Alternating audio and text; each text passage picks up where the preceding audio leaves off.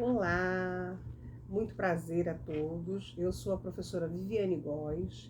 Estarei iniciando hoje o módulo, de abordagem da educação de jovens e adultos, o que para mim é um grande privilégio, porque durante toda a minha carreira profissional eu tive a oportunidade, de atuar nessa área, com a educação, com o EJA, e para mim foi uma das melhores e maiores experiências enquanto educadora, tá?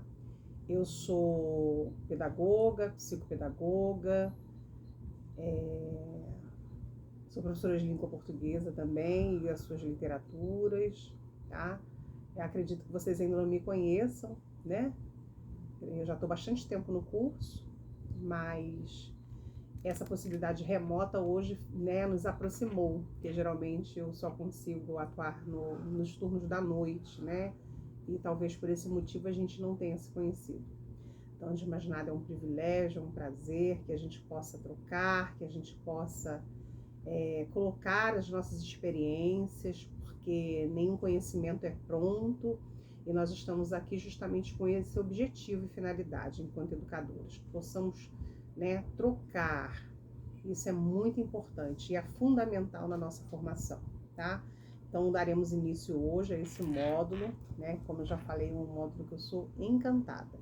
E quando a gente fala de EJA, a gente fala a EJA por conta de se tratar da educação de jovens e adultos, Essa modalidade foi criada pelo governo federal e ela perpassa por todos os níveis da educação básica e que dará, acesso a todo indivíduo, seja ele adulto, jovem, idoso, que na idade própria, por algum motivo, ele não teve acesso, à escola convencional, na idade que a gente chama de apropriada, E se a gente for parar para analisar, eu que tive, como eu falei para vocês, essa experiência, em geral, muitos abandonaram os estudos por conta de terem que ajudar as suas famílias, Ou seja,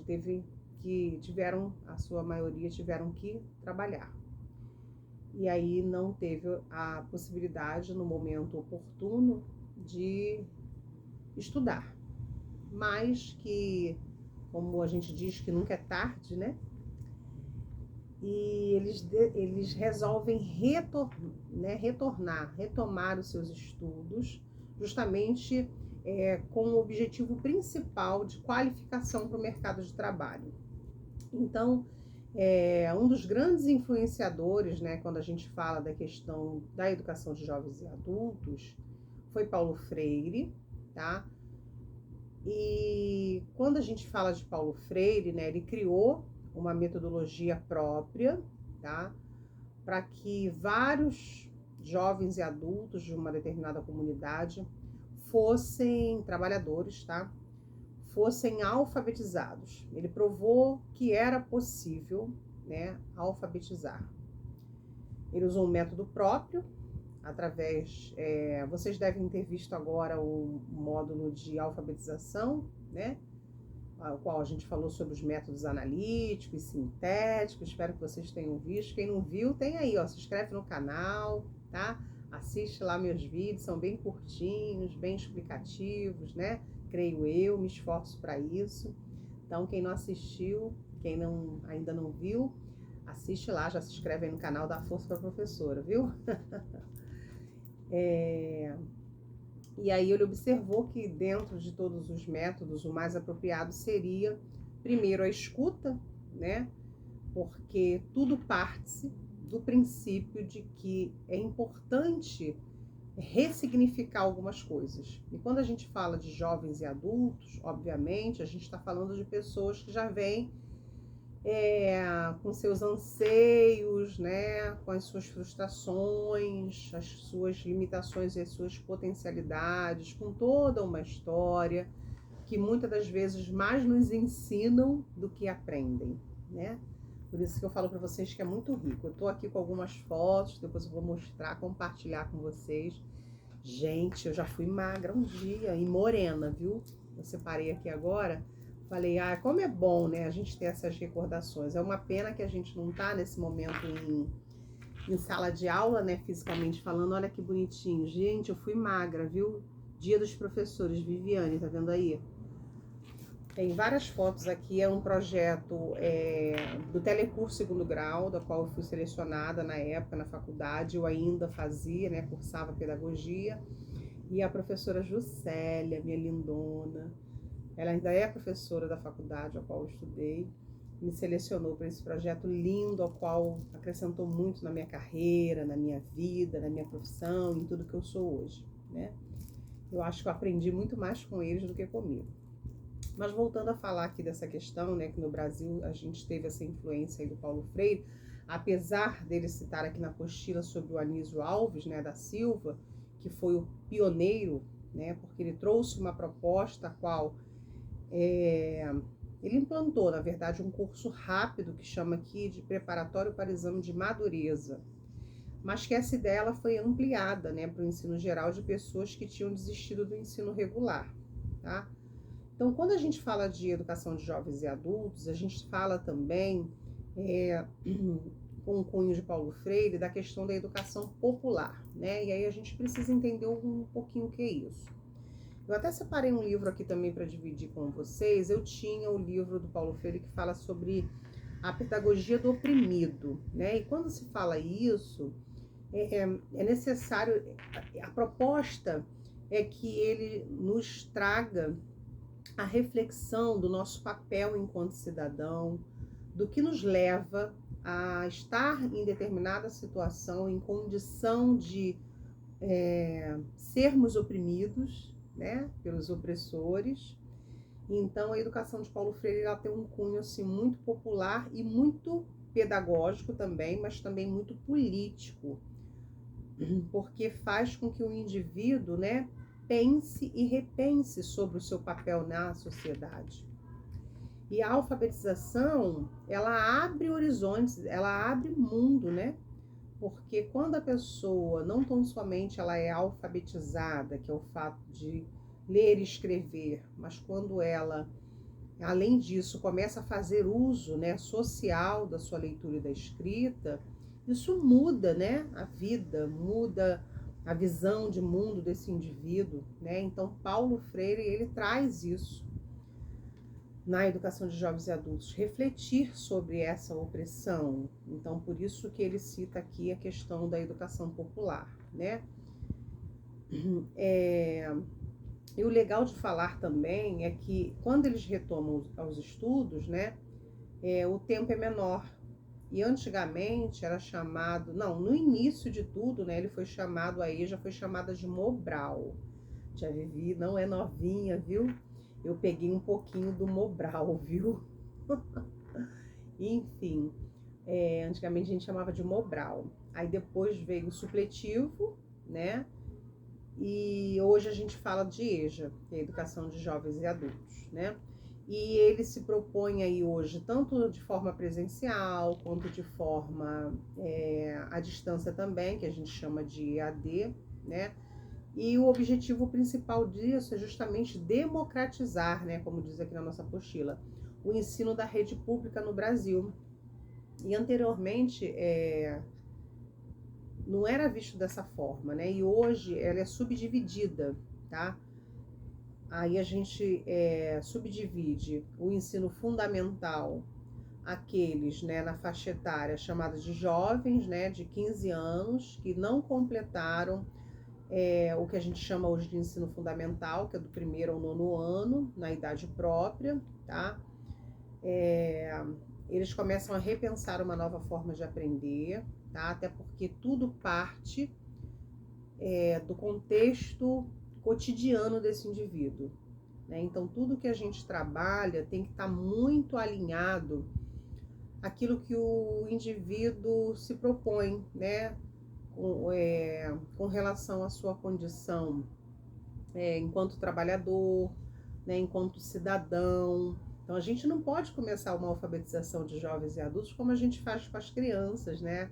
Apresentando letrinhas, fazendo beabá, eles vão perder a motivação se nós assim agirmos, né? Então é importante que a gente parta do interesse deles, né? Eu me lembro que eu tinha uma aluna já bem senhora, e o sonho dela, o objetivo dela era assinar o próprio nome, né? Porque isso dava a ela a autonomia, né? De ir ao banco e assinar. Então, quando ela conseguiu fazer isso, né? Para ela foi muito importante reconhecer o sistema monetário brasileiro, ao qual eles fazem uso. Então, a gente precisa, né? Quando faz algo voltado para a educação de jovens adultos, entender que a gente não está trabalhando com crianças, então a gente não pode infantilizá-los, né? A gente não pode tirar a potencialidade que eles têm enquanto sujeito que carrega consigo uma bagagem, né? Então a gente precisa trazer isso para que, de certa forma, faça parte, seja o nosso aliado, para que a gente chegue ao objetivo ao qual o indivíduo se propõe. Então, por isso que é importante muito diálogo, muita sondagem, né? A proximidade, até porque eles têm uma facilidade muito grande em desistir, porque geralmente quem faz a educação de jovens e adultos são pessoas, né, que já trabalham hoje, então vêm cansadas. Então, imaginem vocês, né, propor algo que não seja dinâmico, que não faça parte da realidade, que não traga significado para eles. Como vai ser difícil, né? Dar continuidade. Então, muitos acabam até, inclusive, evadindo, tá? Então, o princípio de tudo é que a gente tenha, né, uma dinâmica diferenciada partindo da realidade e da necessidade daqueles indivíduos, tá? Ainda falando sobre a questão da divisão, nós temos também o EJA do ensino médio, né, que propõe justamente os maiores de 18 anos, né, e que não concluíram também o ensino médio na idade apropriada, tá? E depois de feito isso, que eles finalizam, né, e só para ressaltar, o ensino fundamental eles conseguem finalizar hoje, em média, com até 2 anos para conclusão, né? E se fosse, ó, do primeiro ao 9º ano, né?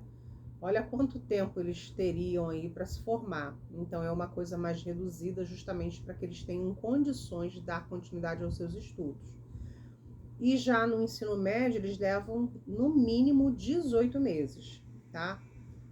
E depois de feito isso, eles têm acesso, tá? A vestibular, a Enem, tudo conforme o figurino, tá? O livro que eu queria apresentar para vocês do Paulo Freire, ó, Professor Sim, Tia Não. Então, Paulo Freire, ele já traz aqui uma proposta, né, muito interessante de nós, até enquanto educadores, repensarmos por que que o único profissional que é chamado de tia e tio é o profissional de educação. Vocês já pararam para pensar nisso, né? Então, ele nos traz essa reflexão de que isso, por trás disso, né, segundo Paulo Freire, isso aí é de cada um, tá, gente? Não tô aqui levantando bandeira, mas é pra gente pensar enquanto educador. Por que que nós somos chamados de tio, né? É para dar proximidade ou é para dar desvalorização? Vamos pensar? Então, ó, indicação da tia Vivi aqui, tá? Gosto muito de ler. Eu tô aqui no escritório da minha casa, a gente não repara a bagunça. Mas, ó, meu acervo ali, vou virar pra cá pra vocês verem. Eu tenho um acervo bem grande de livros, tá? Sou uma leitora, até porque sou professora de português, né? Mas sempre gostei de ler. Por isso que eu optei também por fazer língua portuguesa. Então, essa é a minha indicação. Eu tenho as fotos aqui, como eu já mostrei pra vocês algumas, né? Da comunidade Jardim Moriçaba. Vocês que são de Campo Grande aí devem conhecer. Foi um projeto que eu vivenciei assim e trouxe grande conhecimento, como eu já falei, para minha vida, para mim enquanto profissional de educação. Gente, olha isso. Eu já fui magra, magra mesmo. Olha isso. Eu aqui em pé com o livro do Telecurso Segundo Grau, tá vendo? Aqui nessa época eu dava aula dentro de uma igreja, tá? Gente, eu sou essa aqui, ó, magra. Cadê? Aqui. Magra, morena. A única coisa ruim da gente ver essas fotos antigas é isso. E a saudade que fica, né? O trabalho sempre muito prático, olha isso, ó.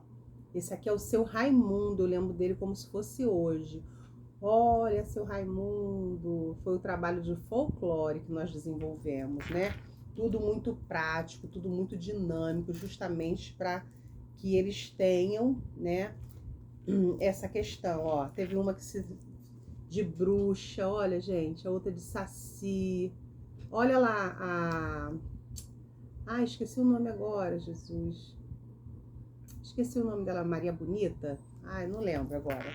Eu sei que foi um trabalho voltado para o folclore, foi bem bacana esse trabalho, né? E a gente precisa fazer uma coisa assim, para que eles possam se movimentar e possam aprender de forma efetiva e significativa, tá bom?